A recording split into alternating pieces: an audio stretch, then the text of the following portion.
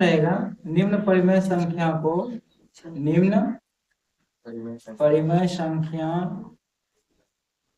में शांत या अशांत दशमलव लिखे। ठीक है, ठीक है। इस तरह से होता है शांत या अशांत दशमलव लिखे। शांत को क्या बोलते हैं? अवसानी। क्या बोलते हैं? अवसानी। अशांत को क्या बोलते हैं? अनवसानी दशमलव, है ना, अनवसानी दशमलव। ठीक है, तो अगर हम लिखेंगे कि अनवसानी या शांत दशमलव किसे कहते हैं, हम यहाँ पूछेंगे शांत या अवसानी दशमलव किसे कहते हैं, है ना, अवसानी दशमलव वैसा संख्या जिसे भाग देने पर दशमलव के बाद क्या हो, पूरा पूरा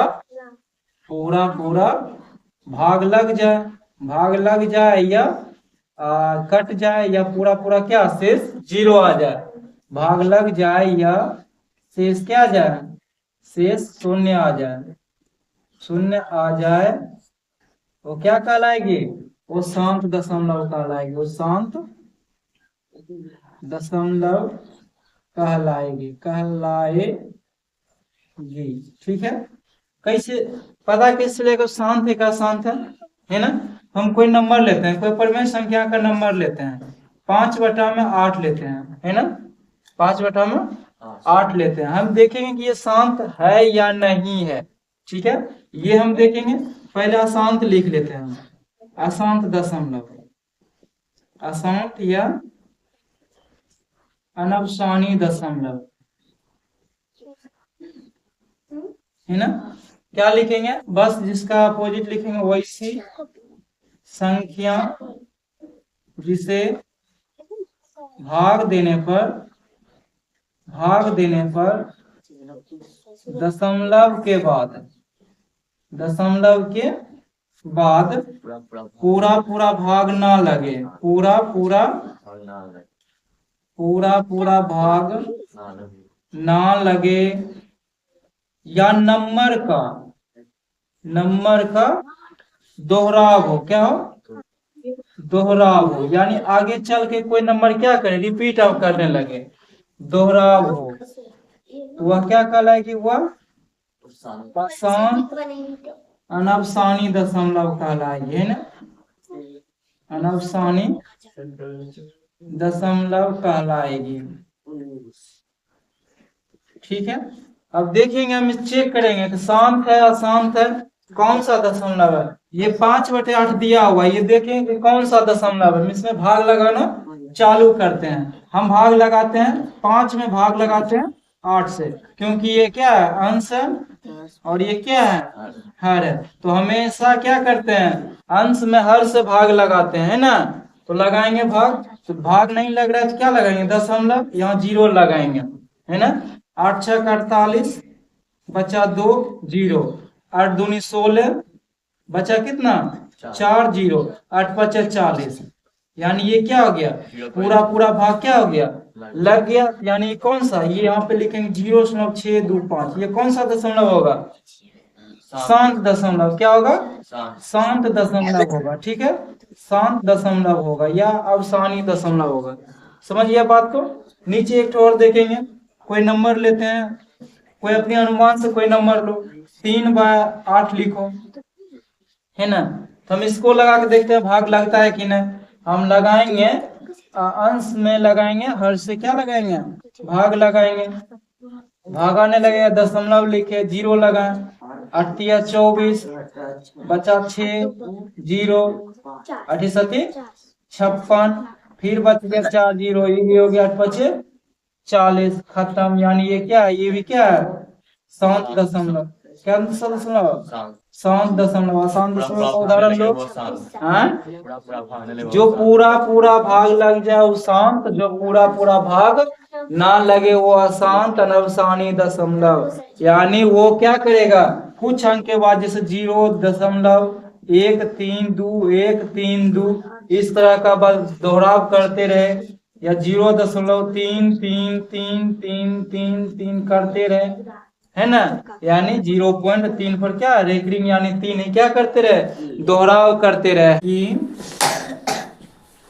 सिद्ध करे कि √3 या √2 बोले हैं ना, √2 एक क्या है, अपरिमेय संख्या है, अपरिमेय संख्या है। ये हमको पता है कि ये अपरिमेय संख्या है, लेकिन हमको क्या करना है, प्रूव करके बताना है कि ये क्या अपरिमेय संख्या ही है ना। रूट के अंदर लगभगता क्या होगी, अपरिमेय संख्या होगी। जैसे √1 का तो नहीं है, √2, √3, √5, √6, √7, यानी मतलब √4 क्यों नहीं लिए। यदि संभव हो तो माना कि